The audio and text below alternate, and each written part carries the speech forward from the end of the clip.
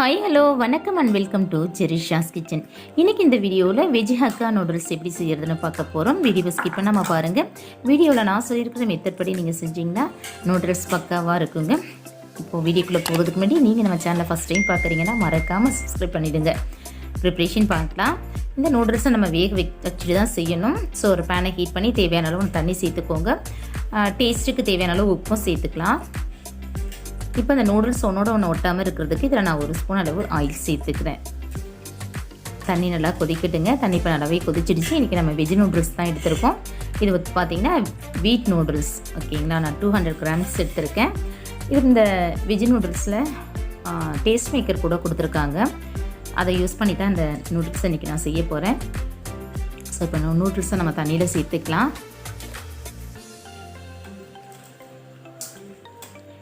சேர்த்துட்டு இதை நல்லா தண்ணியில் அமைக்கி விட்டுக்கோங்க. நீங்கள் இன்னும் கொஞ்சம் தண்ணி கூட ஜாஸ்தி வச்சுக்கலாம் ஓகேங்களா. தண்ணி இதை மூகிற அளவு வச்சுக்கலாம்.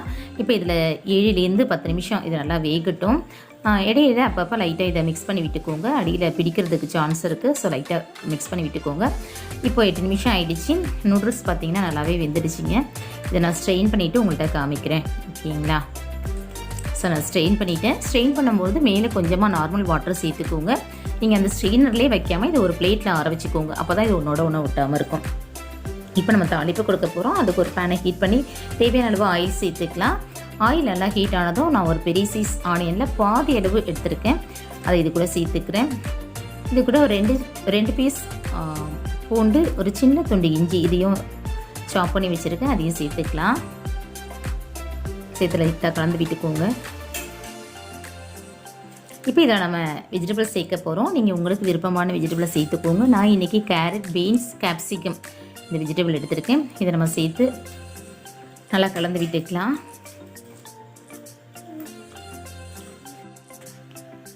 ஸ்டவ் ஹை ஃப்ளேமில் இருக்க மாதிரி பார்த்துக்கோங்க. இப்போ இந்த காய்க்கு தேவையான அளவு நம்ம உப்பு சேர்த்துக்கலாம். ஏற்கனவே நம்ம நூடுல்ஸ்லேயும் உப்பு சேர்த்துருக்கோம். கொஞ்சம் பார்த்து உப்பு சேர்த்துக்கோங்க.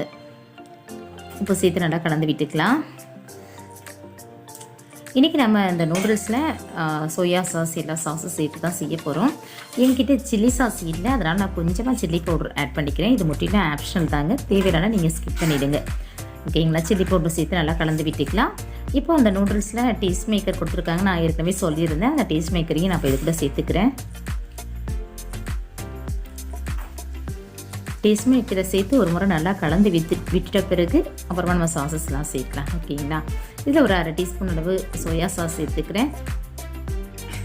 சேம் 1/2 டீஸ்பூன் டொமேட்டோ சாஸ் சேர்த்துக்கிறேன். ஒரு 1/2 டீஸ்பூனுக்கு மேலேயே நீங்கள் வினிகர் சேர்த்துக்கோங்க.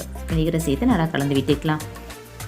இப்போ இதில் நம்ம நூடுல்ஸ் வேக வச்சு எடுத்து வச்சுருக்கோம் இல்லையா, அந்த நூடுல்ஸ் இது கூட நான் சேர்த்துட்றேன். இப்போ நம்ம பிளேட்டில் ஆற வச்சதுனால தான் இது ஒன்றோட ஒன்று ஒட்டாமல் நல்லா பொலப்புலன்னு இருக்குது. ஸோ அதை நீங்கள் ஸ்ட்ரெயின் பண்ணதான் அப்படியே விட்டுறாமல் ஒரு பிளேட்டில் வச்சுக்கோங்க. இப்போ இந்த போல் 2 ஸ்பூனை யூஸ் பண்ணி நல்லா மிக்ஸ் பண்ணி விட்டுருங்க. அவ்வளோதாங்க, நம்மளுடைய வெஜ் ஹக்கா நூடுல்ஸ் சூப்பராக ரெடி ஆகிடுச்சு. கண்டிப்பாக ட்ரை பண்ணி பாருங்கள். நான் சொன்ன மெத்தட்லேயே ஃபாலோ பண்ணுங்கள்.